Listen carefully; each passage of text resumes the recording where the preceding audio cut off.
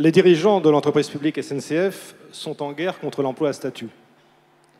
Cette guerre, l'actuel président de la SNCF l'a déclarée clairement dès 1994. Il affirmait alors, devant une commission d'enquête parlementaire sur la situation de la SNCF, je cite, « Dans le document de cadrage du plan d'entreprise sont apparus des mots tels que flexibilité sociale, durée effective du travail ou mobilité professionnelle et géographique. Il est nécessaire de poursuivre la réflexion dans cette direction. » Il affirmait encore « J'ai également la conviction que l'on ne pourra pas s'en sortir sans mettre à plat la question du statut. Je pense que l'entreprise doit absolument se donner les moyens d'ouvrir une véritable négociation en son sein. » Il soulignait par ailleurs « Dans le cadre actuel, il n'y a rien à négocier.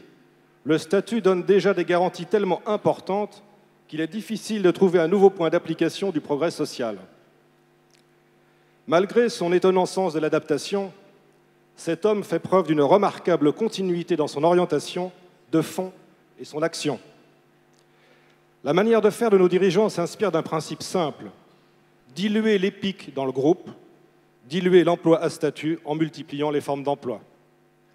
Diluer les pics, c'est démultiplier les filiales à qui l'on transfère les activités et les marchés de l'entreprise publique. C'est recourir de manière croissante à la sous-traitance, au moins-disant social. C'est transférer progressivement des fonctions de direction et des missions stratégiques de l'EPIC à un groupe dont le fonctionnement échappe au contrôle des représentants du personnel.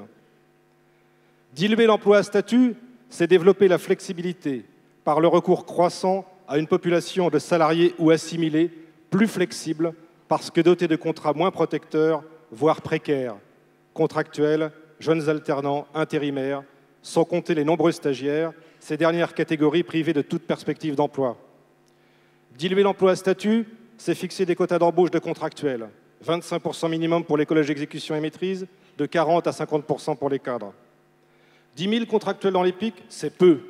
30% des embauches au RH 254 depuis janvier 2012, c'est considérable. Mais nos dirigeants ne se contentent pas de diluer, et peu regardant sur les moyens d'arriver à leur fin, ils trichent sans vergogne avec les règles. Des jeunes dont le processus d'embauche, commencé avant leurs 30 ans, aboutit mystérieusement après cette date anniversaire, les contraignant ainsi à un recrutement comme contractuel. Des jeunes de moins de 30 ans auxquels des recruteurs décomplexés proposent d'être embauchés comme contractuels en contrepartie d'une différence de salaire et de la possibilité, mais celle-ci n'est pas vantée à l'embauche, d'être licenciés. Des contractuels recrutés à l'annexe C alors qu'ils devraient l'être à l'annexe A. Des jeunes cadres licenciés juste avant leur intégration définitive dans l'entreprise, la période précédant leur commissionnement se transformant de fait en contrat de mission. Des contractuels de droit privé recrutés par la nouvelle filiale SNCF Interservices, véritables trafiquants de main-d'œuvre qui mettent à disposition de l'EPIC et de ses filiales des salariés souvent jeunes qui devraient être embauchés au statut. La créativité de dirigeants indélicats et tricheurs apparaît sans autre limite que celle que nous fixerons. Ces limites, nous avons commencé à les poser et nous allons continuer à les tracer dans les semaines et les mois à venir. Il nous faut développer nos bases partout dans les filiales du groupe et créer les convergences nécessaires entre les cheminots de l'EPIC et les cheminots des filiales.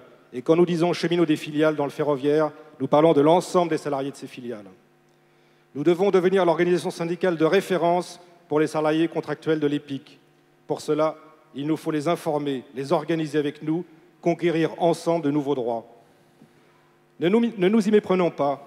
Ces salariés expérimentés que nos dirigeants veulent recruter ont souvent une vision très lucide du monde de l'entreprise. Et ceux que nous avons rencontrés au dernier forum emploi, la plupart demandeurs d'emploi, ne se faisaient pas d'illusions sur la manière dont la SNCF les traiterait. Ce sont nos futurs adhérents. Développons notre combat pour l'embauche au cadre permanent de tous les précaires et flexibles dont nos dirigeants font trafic. Nous devons faire en sorte que ce recours aux contractuels, aux emplois précaires ou atypiques, ne soit plus la solution pour des dirigeants mal intentionnés, mais devienne pour eux un véritable problème, un problème épineux et insoluble. Partout, sur tous les terrains, sur celui du conseil d'administration comme sur les autres, portons haut les intérêts des salariés, de tous les salariés de l'entreprise publique, de toutes les entités du groupe de la SNCF.